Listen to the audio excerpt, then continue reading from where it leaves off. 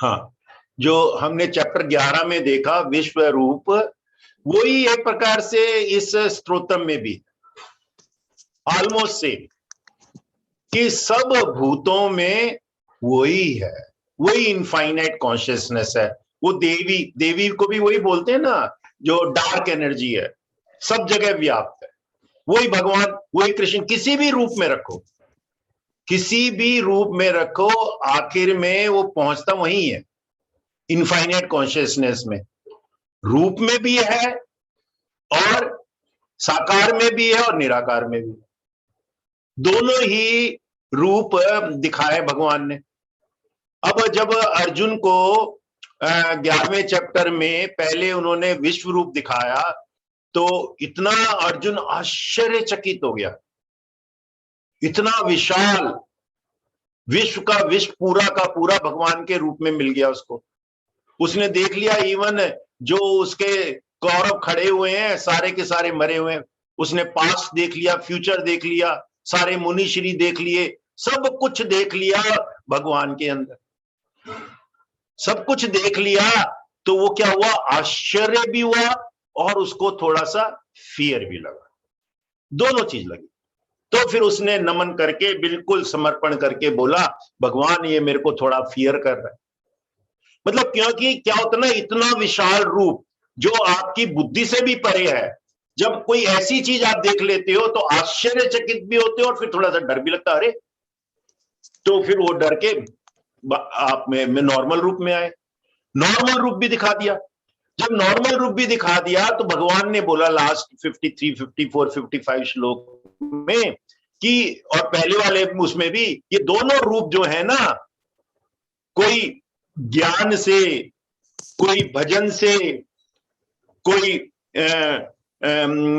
सेवा से, इससे नहीं मिलते, ये देवताओं को भी दुर्लभ है। वेदों से, दान से, तप से ये देख नहीं सकते। किससे देख सकते हैं, खाली भक्ति से, खाली भक्ति से। वो नीम डाल दी उन्होंने, चैप्टर 11 के आखिरी श्लोक में बोल दिया कि भक्ति, भक्ति करोगे तो ये सब जगह, हर जगह, नीलम में भी, विपन में भी, अंजू में भी, सब जगह आप मेरे को ही देखोगे, पेड़ में भी, पौधों में भी, सब जगह मेरे को ही देखोगे। भक्ति, तो भक्ति की इतनी इंपॉर्टेंस बता दी, और साथ में बता दिया जो लास्ट वाला था ना, ये 55, हे परंपर अर्जुन अनन्य भक्ति के द्वारा, अनन्य भक्ति मतलब कि उसमें कुछ और विरतन नहीं, कोई डाउट नहीं, पूरा श्रद्धा। यहां पे 2-3 चीजें और इंपॉर्टेंट है। श्रद्धा, श्रद्धा क्या है कि जो मैं जानता नहीं हूं उसके प्रति लव, उसके प्रति प्रेम, जो मैं जानता नहीं हूं ना उसके प्रति प्रेम, वही श्रद्धा है, वही डिवोशन है, वही लव है। उसमें अनन्य भक्ति, उसमें कोई डाउट नहीं। अब बच्चा है, मां के प्रति अनन्य भक्त हो जाता है, तो पहले प्यार आता है, फिर धीरे धीरे नॉलेज आती है, ज्ञान होता है, धीरे धीरे जब उसकी बुद्धि प्रकट होती है तो ये माँ है, माँ के बारे में जानता है, और फिर माँ की सेक्रीफाइस, माँ ने उसको क्या क्या खिलाया, क्या क्या करा, तो माँ को फिर वो गुरु मानने लगता है और माँ के प्रति और भक्ति हो जाती है। तो क्या है, ज्ञान से पहले भी प्यार है, भक्ति है, ज्ञान के मध्य में भी प्यार है, और ज्ञान के आखिर में भी प्यार है। तो ऐसा कहना बड़ा मुश्किल है कि ज्ञान ज्यादा अच्छा है या प्यार ज्यादा अच्छा है, दोनों गुत्थम गुत्था है, लेकिन सबसे ज्यादा बोलते हैं इसीलिए भक्ति, अनन्य भक्ति। और अनन्य भक्ति जब होती है ना, तो क्या कहते हैं, लास्ट 55 श्लोक में जो पिछले चैप्टर में बोला था कि मेरे संपूर्ण कर्तव्य कर्मों को करने वाला है, मेरे लिए ही संपूर्ण कर्तव्य कर्म, जो कर्तव्य भी कर रहे हो, जो कर्म भी कर रहे हो, ज्ञान तो भगवत गीता में यही है ना कि कर्तव्य तो करना ही है, कर्म तो करना ही है, लेकिन उसको समर्पण कर दो। वो भगवान के लिए ही कर रहे हो, वो भगवान के लिए ही कर रहे हो, तो क्या होता है, इंटेलेक्ट परेशान नहीं होता, माइंड परेशान नहीं होता, तो जो उसके लिए करते हो और उन्हीं के सरेंडर होके करते हो, तो वो भक्त आसक्ति रहित, आसक्ति, उसके अंदर कोई मोह माया नहीं होती, संपूर्ण भूत प्राणियों में बैर भाव से कोई हेट्रेड नहीं होती, कोई द्वेष नहीं होता, वह अनन्य भक्ति युक्त पुरुष मुझको ही प्राप्त होता है। यहाँ पे फल भी दे दिया। फल क्या दे दिया? मुझको ही प्राप्त होता है। मुझको ही प्राप्त होने का मतलब क्या हुआ? जन्म मृत्यु के बंधन से मुक्ति। अब ये दुनिया में देखो, सबसे पहले इसमें 3-4 चीजें आ गई। फेथ, फेथ जो है, फेथ क्या है? मतलब श्रद्धा। श्रद्धा मतलब क्या है? जो हम जानते नहीं है उसके प्रति प्रेम। आजकल नवरात्रि चल रहे हैं और नवरात्रि बिगेस्ट फेस्टिवल है आर्ट ऑफ लिविंग में, और पर्टिकुलरली आप बेंगलोर में जाइए तो आज से होमा शुरू हो रहे हैं, और वहां पे ना हम लोग कितनी बार गए, वहां पे इंटरनेशनल, मंगोलिया से, फिलीपींस से, थाईलैंड से, रशिया से कितने ही लोग आते हैं और वहां पे होमा में पार्टिसिपेट करते हैं।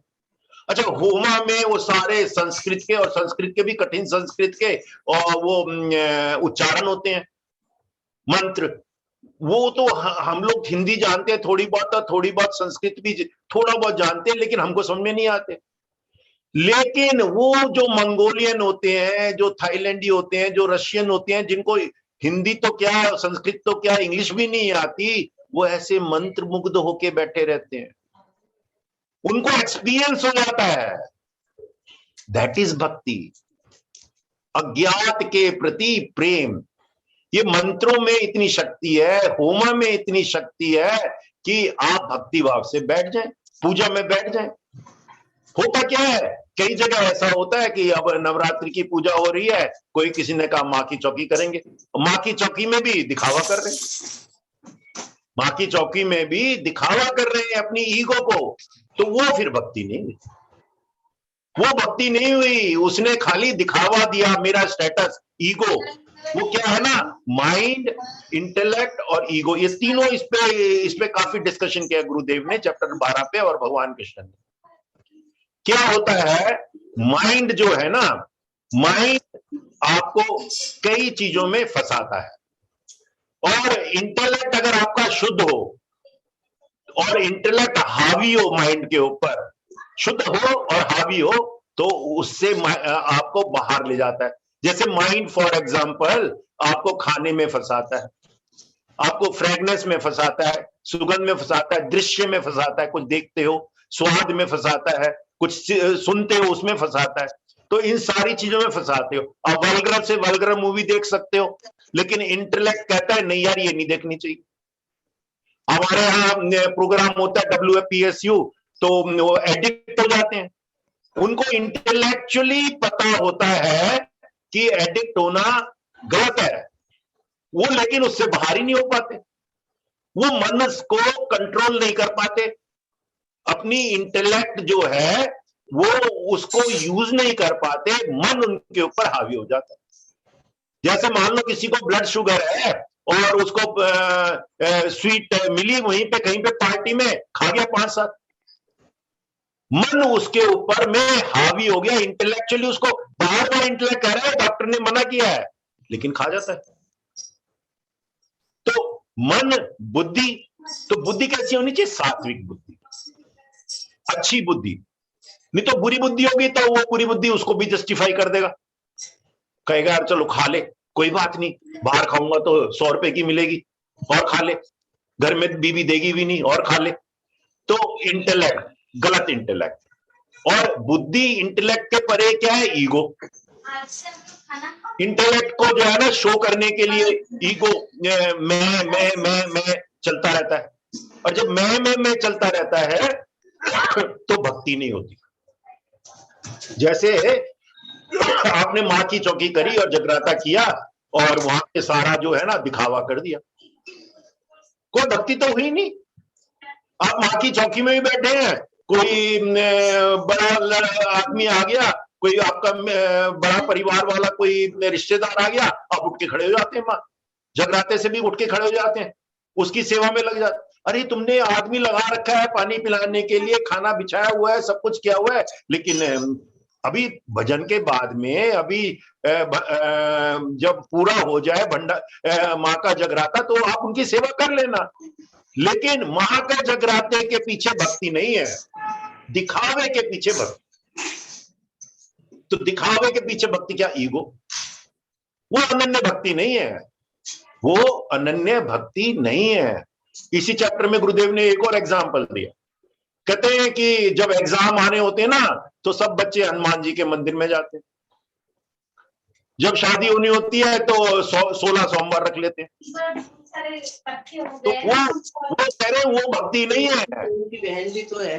हाँ, सोनू की बहन है, सोनू है, मैं वो भक्ति नहीं है।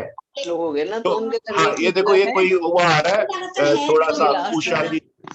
नीलम देखना किसका है, आवाज आ रही है थोड़ी सी। हाँ, म्यूट कर देना। हाँ, तो वो जो है वो भक्ति नहीं है। लेने आना फिर वो क्या है, आपको जरूरत है तो भक्ति है, नहीं तो भक्ति नहीं है। क्या ऐसे भक्ति का कोई फायदा नहीं। अनन्य भक्ति, जब कष्ट आए तो भक्ति है ही, जब एग्जाम आए तो भक्ति है ही। जब एग्जाम में पहले भक्ति करी कि भाई मेरे को अच्छे नंबर आ जाए, 80% कम से कम आने चाहिए, और आपके 50% आए, क्या बेकार। हनुमान के मंदिर भी गया मैं, क्या बेकार। कहते वो फायदा नहीं है। ये क्या हो गया, इंटेलेक्ट। तो ये समझना बहुत जरूरी है। इस पे गुरुदेव ने ना 5-6 उसमें बोला है, 5-6 पूरे के पूरे पेपर्स उस पे, खाली इसी पे, माइंड, इंटेलेक्ट और ईगो। अब हम इस्कॉन टेम्पल जाते हैं या किसी भी टेम्पल जाते हैं, वहां पे मूर्ति को क्यों सजाया जाता है? मूर्ति को सजाने के अलावा जैसे वैष्णो देवी गए, पूरा दरबार से पहले से ही सजाया हुआ है, पूरा सजाया हुआ है, फ्रेगनेंस है, सब कुछ है, खाना भी है, सब कुछ है। क्या होता है, 5 सेंसेस को पहले आप शांत कर देते हैं। इस्कॉन में मैं पहले जाता था ना, तो कई मैंने देखा डिवोटी 15-20 मिनट तक एक टक होके भगवान की मूर्ति को निहारते रहते थे। जिज्ञासावश मैंने पूछ लिया, कहते हैं कि मैं तो पहले देखता हूं इनका श्रृंगार, आज कौन सा श्रृंगार हुआ है, किस कपड़े से श्रृंगार हुआ है, उसकी बुनाई कैसी है, उसमें कढ़ाई कैसी है, फिर उसमें कौन कौन से फूल लगाए हुए हैं, फिर फूलों का श्रृंगार, फिर फ्रेगनेंस, वहां पे पूरी फ्रेगनेंस भी होती है, फिर कहते हैं आज प्रसाद में क्या मिलेगा। जो तो वो पूरे 5 के 5 सेंसेस जो है ना, वो आपके बड़े आभूषण पहनाते हैं। वो कहां पे हो गया, ये हमारे ना सनातन धर्म में है। क्या हो गया कि आपको पूरा का पूरा अट्रैक्ट कर दिया। और गुरुदेव भगवान ने बोल ही दिया उसमें कि जहां पे भी अट्रैक्शन है, जहां पे भी चार्म है, वहां पे मैं ही हूं। तो भक्ति हो गई। तो इस्कॉन वालों को सीधा धीरे धीरे धीरे धीरे भक्ति हो गई, ठीक है ना। लेकिन भक्ति होते होते भी अब इस्कॉन में आपस में लड़ाई हो गई। क्यों लड़ाई हो गई? फिर वहां पे भी पद, ईगो का तो हो गया, मैं बड़ा स्वामी हूं, मैं बड़ा दास हूं भगवान का, मेरे को ये पूजा दो, मेरे को भंडारा दो, मेरे को पैसे दो। तो ये इसलिए इस्कॉन में भी लड़ाई हो जाती है। तो यहां पे जो बोला गया है अनन्य भक्ति, जैसे शबरी की, जैसे गोपियों की, जैसे मीराबाई की, अनन्य भक्ति। अनन्य भक्ति पे तो बहुत बढ़िया नारद भक्ति सूत्र में बोला ही है, और 9 प्रकार की भक्ति के ऊपर में गुरुदेव ने बहुत बढ़िया बोला है। तो लेकिन इस चैप्टर में थोड़ा सा जो भक्ति पे टच किया है वो भी बड़ा गूढ़ है और बहुत ही मतलब कि डीप है, बहुत डीप है, और बहुत प्यार से उसको सुनना चाहिए। और इसमें दूसरी एक बात क्या कही है कि संपूर्ण वैर भाव से रहित, किसी के प्रति द्वेष नहीं। जो भक्त होता है ना, किसी के प्रति द्वेष नहीं, किसी के प्रति वो नहीं होता। अब क्या होता है कि हम लोग प्यार करते हैं, प्यार भी एक भक्ति है ना।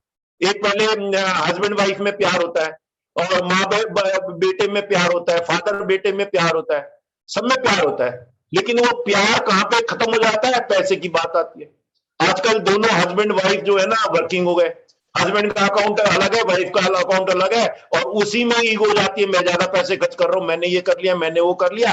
वो क्या हो जाता है, फिर उससे प्यार की जगह, भक्ति की जगह सेपरेशन शुरू हो जाता है, अलगाव शुरू हो जाता है, बाप बेटे में लड़ाई हो जाती है, माँ बेटे में लड़ाई हो जाती है, हस्बैंड वाइफ में लड़ाई हो जाती है। ये गुरुदेव ने डिटेल में इसमें बोला है। भक्ति जो है वो बॉन्डेज है, उसमें कोई कंडीशन नहीं है। अनकंडीशनल लव इज भक्ति, अनकंडीशनल डिवोशन। नहीं नहीं यार, मेरे को इतने पैसे मिलते हैं, तुमको इतने पैसे मिलते हैं, और देखो तुमने दिवाली पे सारे मेरे पैसे उड़ा दिए।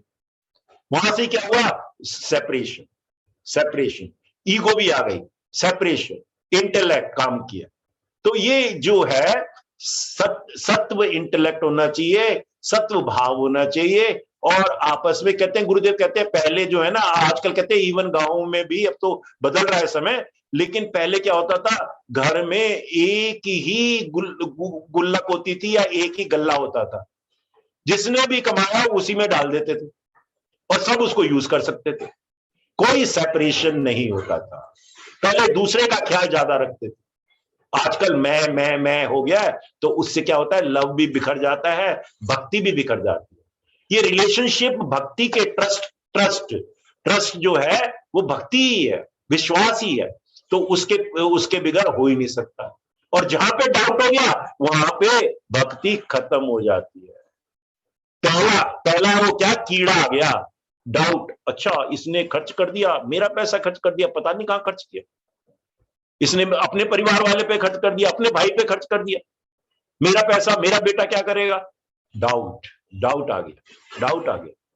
तो वो डाउट से भी बचाना चाहिए। इसमें गुरुदेव ने डाउट के ऊपर भी बोला, इसमें शक नहीं है इसमें।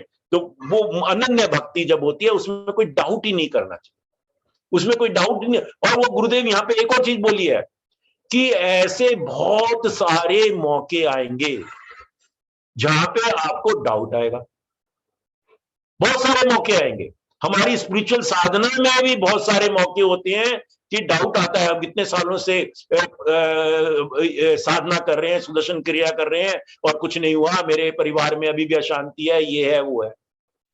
इनफाइनाइट पेशेंस, डाउट करने की जरूरत ही नहीं है। जब आपके अंदर अनन्य भक्ति होती है गुरुदेव के प्रति, लाइव एग्जाम्पल, अब हमारे पूरा डिवोशन होता है, लॉन्गिंग होती है, गुरुदेव के दर्शन हो जाते। आप आश्रम चले जाओ, दिल्ली में आते हैं कभी, तो आपका कोई लॉन्गिंग होनी चाहिए, बस लॉन्गिंग होती है, आप चले जाते हो, एकदम से गुरुदेव के दर्शन हो जाते। लॉन्गिंग नहीं होती तो पता लगता गुरुदेव चले गए, आप गए भी। तो ये सब जितने भी लोग हम लोग हैं ना, सबने अनुभव किया हुआ गुरुदेव के साथ। और गुरुदेव का फिर वो रूप भी देख लेते हैं। वो रूप कौन सा है गुरुदेव का, वो तो प्रत्यक्ष है ना। हम इतने सौभाग्यशाली हैं कि हमने उनको मनुष्य रूप में देखा है। मनुष्य रूप में हम उनकी भक्ति कर सकते हैं, और मनुष्य रूप के अलावा जो इनफाइनाइट कॉन्शियस का रूप है, जो वो तत्व ज्ञानी है, जो अभी बेंगलोर आश्रम में बैठे हैं और हम घर में हैं, और वहां से ही अगर हम कनेक्टेड हैं, मनुष्य रूप में नहीं है हमारे सामने, उनकी वो फॉर्म में भी हम भक्ति कर सकते हैं।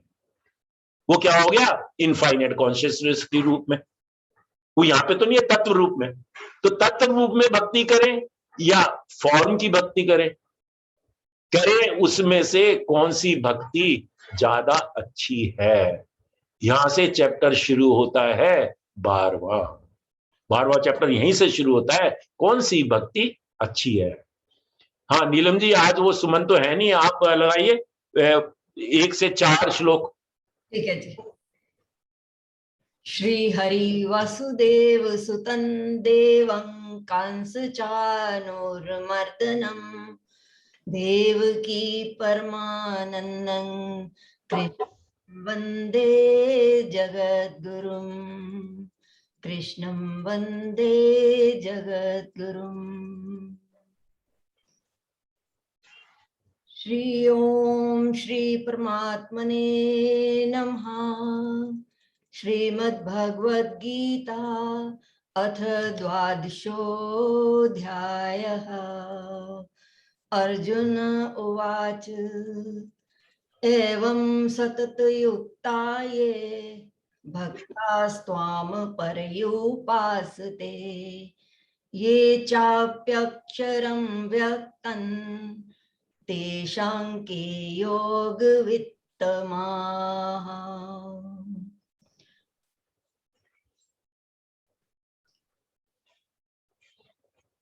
बोले बोले। मय्यावेश मनो ये मान नित्ययुक्ता उपासते श्रद्धया पर्योपेतास् ते मे युक्ततमामताः। ये 3 और 4 और।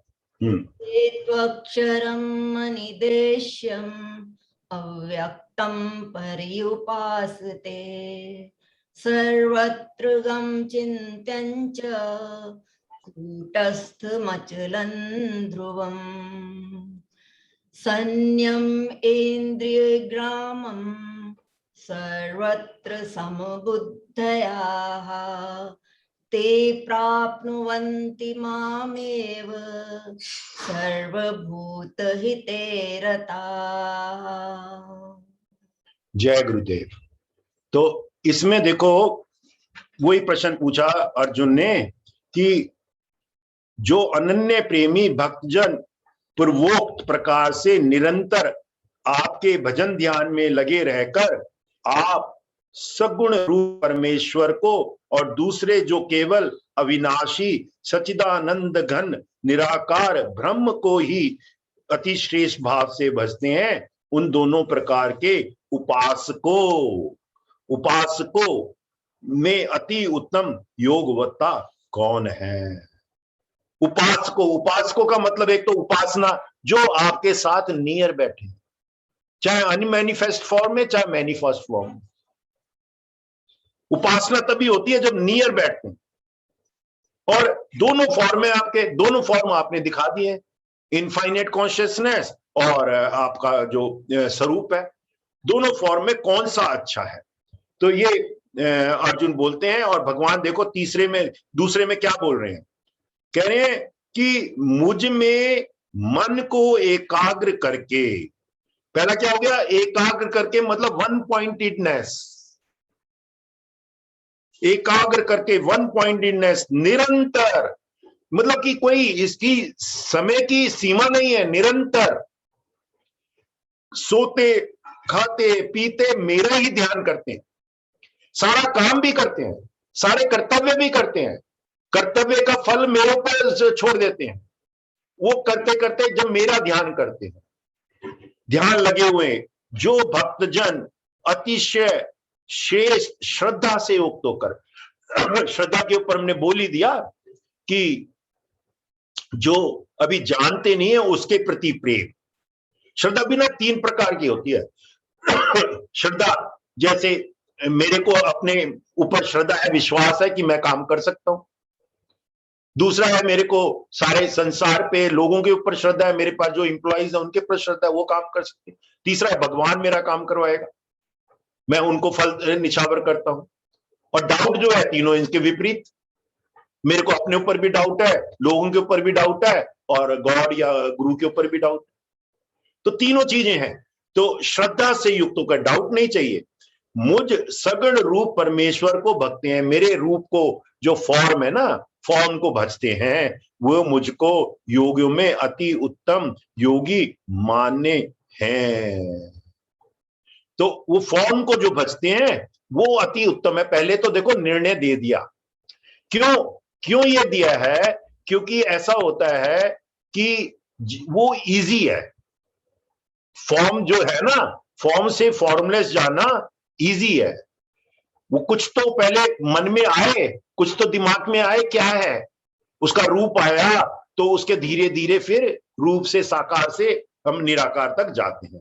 वही गुरुदेव वो भगवान बोल रहे हैं, परंतु जो पुरुष, तीसरा चाहता, इंद्रियों के समुदायों को भली भांति प्रकार वश में करके मन बुद्धि से परे सर्वव्यापी अकथन्य स्वरूप और सदा एक रस रहने वाला नित्य अचल निराकार। देखो इसमें भी क्या हो गया, जो निराकार भाव को भजते हैं उसमें क्या चाहिए? मन और बुद्धि। उसमें कठिनाई ज्यादा होती है क्योंकि पता नहीं लगता वो क्या है। इनफाइनाइट कॉन्शियसनेस, उसको समझना ही, वो तत्व ज्ञान को क्या समझेंगे, क्या बोलेंगे, उसको समझना, उसको शब्दों में तो बोल ही नहीं सकते, उसको आप वर्णन भी नहीं कर सकते। तो वो जो है ना निराकार रूप, वो बड़ा कठिन है। ये भगवान खुद बोल रहे हैं, वो मन बुद्धि से परे है और सर्वव्यापी है। सर्वव्यापी में तीनों चीज तो बोलते हैं ना, गॉड ओमनी प्रेजेंट, ओमनीसेंट और ओमनी पोटेंट। मतलब कि वो सब जानता है, पास्ट में भी है, फ्यूचर में भी है, प्रेजेंट में भी है, और सबकी ज्ञान रखता है और सबसे पावरफुल। ये पूरा विश्वास होना चाहिए। ये कहना बड़ा इजी है लेकिन उसको निभाना बड़ा डिफिकल्ट है, क्योंकि मन और बुद्धि बार बार जाती है, यार ये पावरफुल है, इतना पावरफुल है, फिर मेरा काम क्यों नहीं बनाता? मैं बार बार प्रेयर कर रहा हूं अनमैनिफेस्ट फॉर्म की, तो बार बार आपके अंदर वो डाउट है। तो ये जो अनमैनिफेस्ट फॉर्म की पूजा है, भक्ति है, वो थोड़ी कठिन है। मन बुद्धि से परे पहले करना पड़ता है, इंद्रियों को संभालना पड़ता है, वश में करना पड़ता है। वो omnipresent, omniscient, omnipotent हर टाइम में आपके दिमाग में चलना चाहिए। सदा एक रस रहने वाला, वो अचल है, निराकार, अविनाशी है, सच्चिदानंद ब्रह्म को निरंतर एक ही भाव से, अगेन वन पॉइंट इन दस, एक ही भाव से ध्यान करते हुए भजते हैं। संपूर्ण भूतों के हित में रत और सम्य भाव वाले योगी मुझको ही प्राप्त होते हैं। तो ये भी क्या बोल दिया, दूसरा भी, दोनों पाथ जो है ना अच्छे हैं, दोनों पाथ अच्छे हैं, दोनों पाथ वहीं पे लीड कर जाते, लेकिन दूसरे पाथ में ज्यादा विपत्ति आती है, वहां पे ज्यादा ना, वहां पे प्रॉब्लम्स ज्यादा आती हैं अनमैनिफेस्टेड फॉर्म में। तो वो आगे पांचवें और छठे में भगवान खुद ही बोल रहे हैं वो कैसी प्रॉब्लम्स आती है वहां पे। तो ये पढ़ लें, 4 श्लोक और पढ़ लें, आज 4 और बस है, 8वें तक। हाँ जी। क्लेशोधिक्तरस्तेषाम् अव्यक्तासक्त चेतसाम् अव्यक्ता ही गति दुर्गे देहवद्भिर्वाप्यते। ये तु सर्वाणि कर्माणि मयि सन्न्यस्य मत्पराः अनन्यनैव योगेन मां ध्यायन्त उपासते। तेषामहं समुद्धर्ता मृत्यु संसार सागरात् भवामि न चिरात् पार्थ मय्यावेशित चेतसाम्। मय्येव मन आधत्स्व मयि बुद्धिं निवेशय निवसिष्यसि मय्येव अत ऊर्ध्वन्न संशयाः। Beautiful, beautiful. तो देखो 5वें में बोल दिया ना उन्होंने, भगवान ने, उन सच्चिदानंद घन निराकार ब्रह्म में आसक्त चित्त वाले पुरुषों के साधन में परिश्रम विशेष है, एफर्ट्स ज्यादा लगते, परिश्रम विशेष है, क्योंकि देह अभिमानियों के द्वारा अव्यक्त विषयक गति दुख पूर्वक प्राप्त की जाती है, दुख ज्यादा है। अब यहाँ पे गुरुदेव ने ना एग्जाम्पल दे दी, लाइव एग्जाम्पल क्या है? सबसे पहले बोल रहे हैं कि जूइश जो है, यहूदी जो है ना, निराकार फॉर्म को पूछते हैं और उनके देख लो पूरा दुख ही चल रहा है। यहूदियों को वर्ल्ड वार में भी कितना सताया गया, अभी भी वो यहूदी जहां पे भी हैं चारों तरफ से मुस्लिम लोगों ने उनको घेर रखा है, वार होती रहती है, कुछ ना कुछ होता रहता है। दूसरा उन्होंने एग्जाम्पल दिया इस्लाम का, कहते हैं इस्लाम भी फॉर्मलेस को बिलीव करता है, उसमें भी जो है ना, जो मोहम्मदन हुए, जो पैगंबर हुए, उनको भी दुख रहा, उनके बच्चों को भी दुख रहा, उनको भी वहां पे पत्थर मारे गए। और इस्लाम में आज तक लड़ाई चल रही है, आपस में लड़ाई कर रहे हैं, सबसे ज्यादा टेररिस्ट जो है इस्लामिक बना रहे हैं, क्योंकि वहां पे जो है ना दुख ज्यादा है, वहां पे लोग जो है ना विकृत विकृत बुद्धि से आते हैं। बुद्धि जो है ना विकृत हो जाती है। जैसे मैंने पहले बोला था कि आराम में कि बुद्धि भी सात्विक होनी चाहिए। वो विकृत कुंठित बुद्धि होती है, टेररिस्ट बना देते हैं। वो इस्लाम की परिभाषा ही चेंज कर देते हैं। बहुत बढ़िया बढ़िया लोग हैं इस्लाम में भी, लेकिन 20, 25, 30% जो खराब लोग हैं वो उसको डोमिनेट करते हैं और उसकी वजह से ज्यादा कष्ट आता है। यही बोला है भगवान ने यहाँ पे। इस्लाम इसमें कष्ट, इवन सिखिज्म में सारे गुरुओं को कष्ट झेलना पड़ा। सिखिज्म में इवन सिखों को बाद में भी कितनी प्रॉब्लम आई। अभी वो रिसेंटली सिखों को अभी भी वो चल रहा है खालिस्तान। इंदिरा गांधी की डेथ हो गई तो उनको कितनों को जला दिया गया, कितनों को मारा गया। सिखिज्म उनको क्या कहते हैं, क्या बोल रहे हैं यहाँ पे गुरुदेव ने इसको डिटेल में बताया है कि जो फॉर्मलेस को पूछते हैं ना उनको कष्ट ज्यादा आते हैं। बुद्धिज्म में कोई एग्जांपल नहीं मिलेगी कष्ट आने की, जैनिज्म में कोई एग्जांपल नहीं मिलेगी कष्ट आने की। बुद्धा के पास गुरु है, कहते ना गुरु के बिगर गति नहीं। फॉर्म को पूछते हैं, गुरु के बिगर गति नहीं। और वो संघ में रहते हैं, संघ में सेवा करते हैं। बुद्धिज्म, जैनिज्म, इवन सनातन धर्म जो है फॉर्म का है। लेकिन इसका मतलब ये नहीं कि इनको कष्ट नहीं आते, इनको भी कष्ट आते हैं, लेकिन उतने कष्ट नहीं आते और इनको कष्ट सहने की जो है ना क्षमता बढ़ जाती, जो फॉर्म में बिलीव करते हैं। जैसे मीराबाई है, आपको लग रहा है उसको कष्ट हुए, लेकिन वो तो मगन थी, वो तो तैयार थी, उसने प्रेम से ही विष का प्याला पी लिया। हमको लगा उसको कष्ट हो रहा है, लेकिन उसको कष्ट नहीं हुआ था। जैसे प्रहलाद था, प्रहलाद जो है वो मैनिफेस्ट को भी जानता था, अनमैनिफेस्ट को भी जानता था। उसने भक्ति भगवान की करी, फॉर्म की करी, और वो फॉर्म को ही वो कहता था सब जगह व्याप्त भी है। उसको खंबे से ही उसने भगवान को निकाल दिया, नरसिंह भगवान को निकाल दिया और उसको कल्याण हो गया। तो ये कह रहे जो देह अभिमानी है, हम देह में रहते हैं ना, हमारा बॉडी है, देह अभिमानी है जो, वो अव्यक्त विषय गति दुख पूर्वक प्राप्त की जाती है। तो ये बहुत ही बढ़िया है। और ये तू सर्वाणी कर्माणी, जो छठा है, सर्वाणी कर्माणी, सारे के सारे कर्म। एक तो इसमें देखो चौथे में बोल दिया था, तीसरे चौथे में सर्व भूतेति रता, मतलब कि सब भूतों के प्रति काम कर, सेवा। भक्ति में सेवा भी जोड़ दो।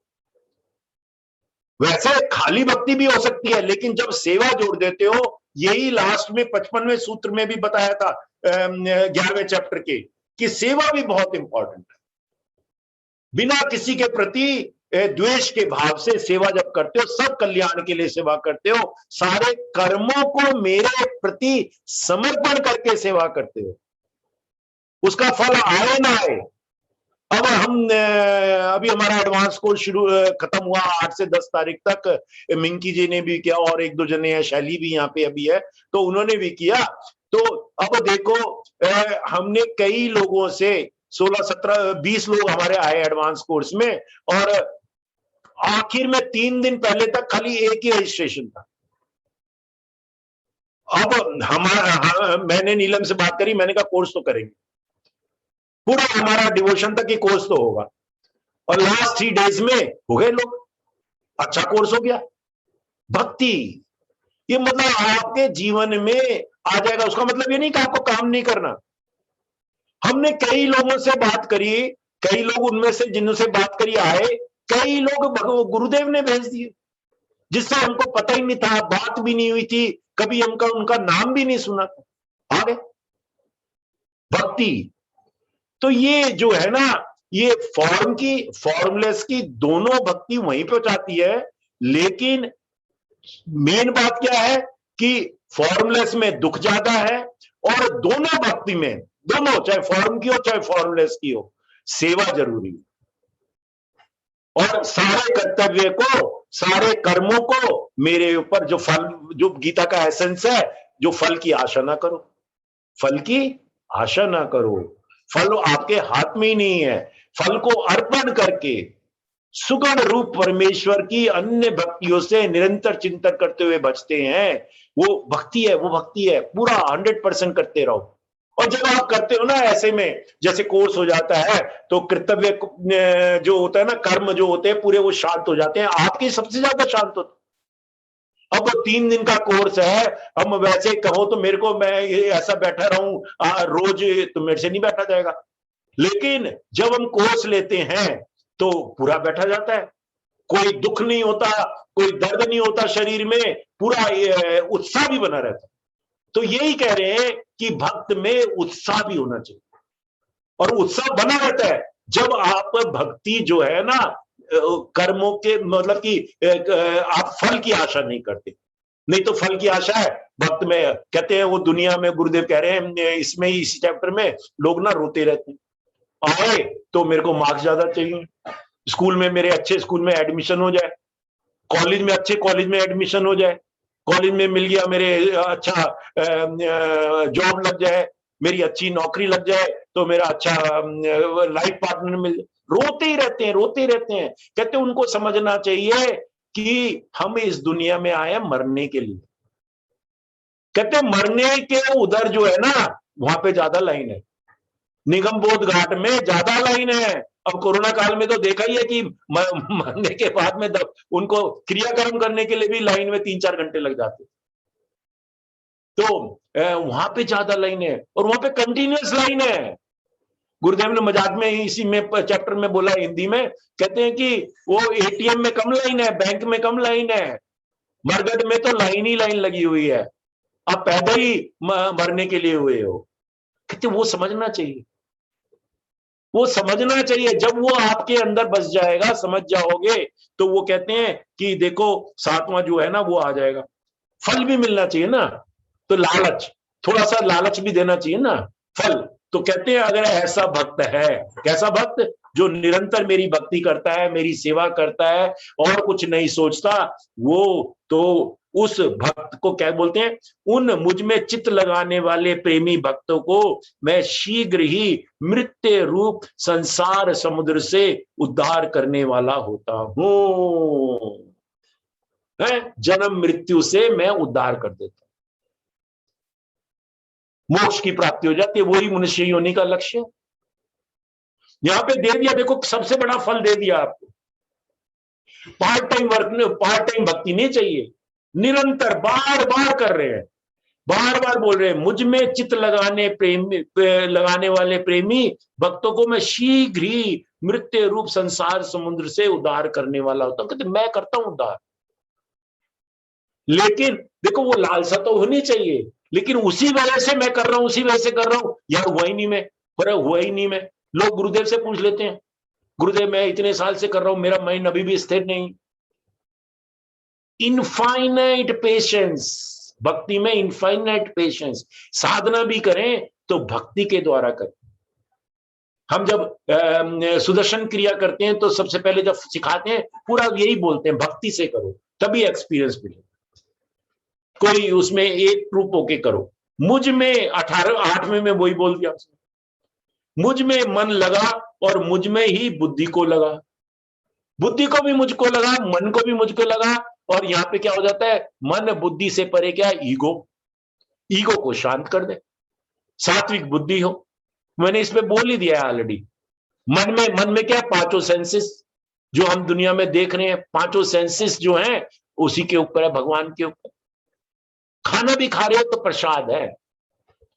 मुझ में मन लगा, मुझ में बुद्धि को लगा, उसके उपरांत तू मुझ में ही निवास करेगा। इसमें कुछ भी संशय नहीं है, कोई डाउट नहीं है, कोई उसमें कोई आपको सोचना ही नहीं चाहिए कि जो हार्ट होता है ना, जो हृदय होता है, वो क्या होता है, वो पुराने की तरफ जाता है, पुराने दोस्त। और जो इंटेलेक्ट होता है वो नए की तरफ जाता है, और साइंटिस्ट इन्वेंशन करने के लिए, और क्या है इसके बाद क्या है। दोनों के परे भगवान है।